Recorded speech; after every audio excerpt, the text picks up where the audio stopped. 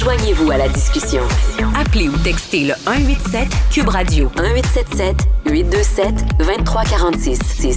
Il y a beaucoup de gens qui veulent aller en France ces temps-ci pour toutes sortes de raisons. Évidemment, on parle beaucoup de politique. Mais il y a aussi les Jeux olympiques qui s'en viennent. Puis un Québécois qui fait partie d'une délégation d'une douzaine de Québécois qui va y être. On parle avec un surveillant sauveteur aquatique bénévole qui sera aux Jeux olympiques de Paris, Samuel Ostigué-Coupal. Bonjour, M. Ostigué-Coupal. Bonjour, merci de l'invitation. Ben, écoutez, c'est quand même un angle très intéressant. Donc, vous êtes sauveteur et vous avez été sélectionné. Comment fonctionnait le principe, le processus de sélection? En fait, au début juin, la Cité de sauvetage a envoyé un email à tous les sauveteurs du Québec et même du Canada, je crois. Puis, ça nous invitait à aller participer aux Jeux olympiques. Donc, ils ont eu 700 candidatures, 700 personnes qui ont voulu participer. Puis moi, j'ai simplement postulé. Puis, c'est comme ça que ça s'est déroulé. Mais vous ne serez pas seul, vous serez donc en compagnie de 11 autres sauveteuses et sauveteurs, et 11 Québécois et un de Ottawa, qui est francophone. Est-ce que le critère de la langue française était important pour que, à ce que je comprenne, si l'invitation n'était pas canadienne, il y a essentiellement des Québécois puis un gars d'Ottawa qui a répondu? Oui, bien en fait, il y a 3 Ontariens, puis il y a 9 Québécois. Et puis oui, toute la formation qu'on suit présentement est en français. J'ai pas vu l'option anglais, donc j'imagine que ça exclut déjà beaucoup de gens, ceux qui parlent anglais. Donc oui, la France, c'est en français, donc c'était un critère. Et même que les Jeux olympiques, la langue officielle des Jeux olympiques, à cause de Pierre de Coubertin, c'est le français. Donc, c'est français x2 du côté de la France. Mais la première question que je dois vous poser, puis tout le monde se dit, moi, des sauveteurs qui s'en vont pour les Jeux olympiques, mais ils vont sauver qui? C'est des nageurs professionnels. Qu'est-ce que vous allez faire là?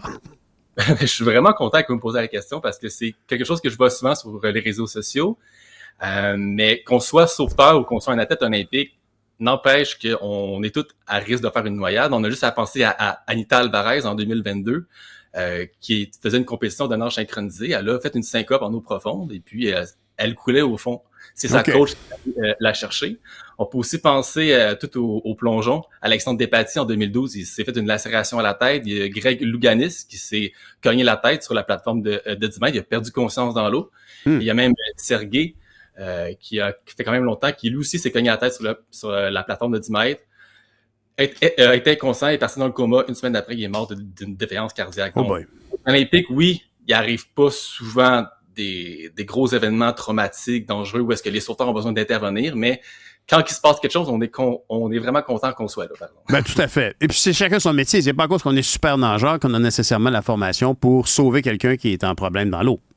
Exact. C'est 2 choses complètement différentes, mais qui sont très synergiques, si on peut dire. Ça me mène à parler de votre formation. Est-ce que ça demande une formation exceptionnelle pour être choisi, pour faire partie des sauveteurs internationaux aux Jeux olympiques?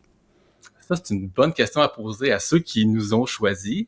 Mais oui, il fallait se démarquer quand même. Il fallait être surveillant sauveteur au Québec. Il fallait aussi déjà avoir une expérience d'enseignement du sauvetage. Donc déjà là, c'est pas tout le monde qui a ça. Et puis, j'imagine que moi, ça fait quand même 15 ans que je fais ça. On peut aussi penser à François Hull là, qui m'accompagne dans cette aventure-là. Lui aussi, ça fait longtemps qu'il est là. Donc, oui, il fallait se démarquer, il fallait être impliqué auprès de la Cité de sauvetage, que ce soit par le sauvetage sportif, que ce soit par nos formations. Oui, c'est ça. Donc, c'était limité. Est-ce que d'autres pays font partie pour fournir des collectifs, des équipes de sauvetage? Oui, il y a une délégation canadienne qu'on fait partie, il y a la délégation belge et la délégation allemande. Donc, il y a 3 délégations qui vont aller en France pour les aider. Au total, on va être 350 surveillants sauveteurs qui vont être aux Jeux olympiques. Bon, alors la première question, c'est que les Jeux olympiques arrivent sous peu. Je pense que c'est dans 2 ou 3 semaines, donc vous devez partir très bientôt. Oui, on part samedi. On a une semaine de formation qui va être là-bas. Donc, c'est un cours intensif, accéléré, pour pouvoir légalement pratiquer le sauvetage en France. Donc, on a déjà une formation qui est faite pour la plupart d'entre nous. C'est le PSA1, qui est le préalable au BNSSA, qui est l'équivalent du brevet de sauvetage ici au Québec. Donc, on va aller faire les tests physiques, les questionnaires à choix de multiples pour se valider en tant que sauveteur en France. Vous parlez des tests BNSA, je ne sais pas trop quoi. Il y a une rumeur qui circulait il n'y a pas longtemps sur le fait que on évoquait, on se demandait comment ça se fait qu'il manque souvent de sauveteurs dans nos piscines actuellement au Québec. Et il y a des gens qui disaient il n'y a pas de raison puisque la formation est maintenant gratuite. Est-ce que ça a multiplié l'intérêt? Est-ce que de plus en plus de gens qui ont fait leur certification pour être sauveteurs? Oui, ça a créé beaucoup d'engouement au Québec. Par contre, il y a quand même une limitation au nombre de moniteurs, ceux qui forment les sauveteurs. Donc, c'est peut-être là qu'il y a un goulot d'étranglement, si on veut. Puis aussi, là, je sais pas exactement ce qui se passe au Québec, mais je vois beaucoup d'installations aquatiques ouvrir. Donc, nécessairement, si vous ouvrez plein d'installations aquatiques, mais vous allez créer un effet de rareté, une pénurie même. Donc, c'est peut-être pour ça aussi, là, il y a l'offre qui augmente beaucoup, mais la demande augmente beaucoup, mais l'offre en tant que sauveteur se fait encore attendre. Mais Samuel Astigui-Coupal, est-ce que vous habitez dans la région de Montréal ou vous êtes à l'extérieur? J'habite à Montréal, dans la région de Villeray. Donc, vous avez constaté quand même, là, plusieurs piscines étaient fermées en début de saison.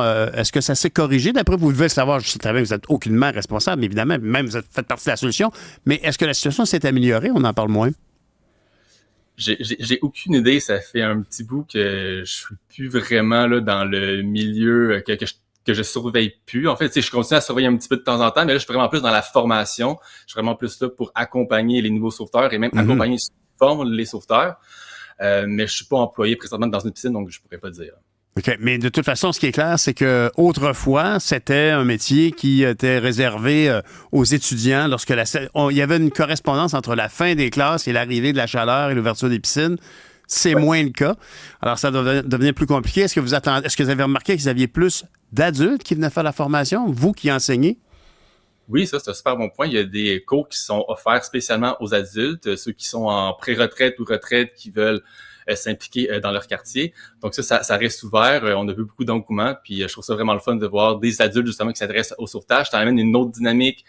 Souvent, les adultes arrivent avec une expérience de vie qui est différente des adolescents qu'on forme. Donc, moi, je trouve ça vraiment le fun de mixer tout ça ensemble. Je trouve que ça fait une belle communauté. Voilà. Samuel Astigui-Coupal, on voyait à l'écran il y a quelques secondes une illustration donc de vos collègues qui s'en vont là-bas. C'est une belle nouvelle. Dites-moi, il y a quand même... Est-ce que vous, on regarde à l'écran, ce qu'on voit, c'est les 12 sauveteurs et sauveteuses. Ce qu'on voit aussi, c'est une illustration de corridor. Est-ce que les épreuves que vous allez surveiller se font dans des zones fermées comme celle-ci ou si vous allez devoir intervenir, par exemple, sur la Seine, le fleuve qui traverse la ville de Paris?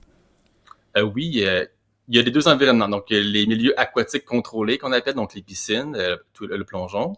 Puis il y a aussi la Seine, comme vous le dites, parce qu'il va y avoir le triathlon, toutes les épreuves en embarcation. Puis chacun a ses défis. Donc dans la Seine, on voit pas nécessairement le fond de l'eau. La Seine, c'est profond jusqu'à 6 mètres. Ça peut atteindre 6 mètres. Puis si jamais quelqu'un venait à se perdre, un athlète venait à tomber puis à caler au fond, ben là, il faut aller quadriller la Seine qui est large de 30 à 200 mètres et puis qui parcourt Paris sur plusieurs kilomètres. Oh. Donc, il faut avoir des habiletés, il faut mettre ses palmes rapidement, il faut quadriller rapidement. Donc, c'est justement ça en quoi consistent nos épreuves, à se dépêcher, à aller Mais je comprends. Honnêtement, vous venez tout de suite là, d'invalider ma première question. C'est-à-dire que c'est-tu vraiment utile d'avoir des sauveteurs alors qu'on a des nageurs olympiques? Bon, vous m'avez bien expliqué que même en cas de performance athlétique, on peut se blesser. Puis c'est pas la job de tout le monde d'aller sauver du monde. Mais là, vous évoquez que l'eau peut être trouble et que si quelqu'un cale au fond, c'est un nouveau problème qu'on n'a jamais... que moi, en tout cas, vous venez d'ouvrir mes yeux sur un problème que je n'ai jamais vu dans les compétitions sportives. C'est-à-dire qu'on voit toujours, si un athlète est au fond de l'eau, on le voit. Là, vous devez vous griller avec des palmes puis des lampes de poche?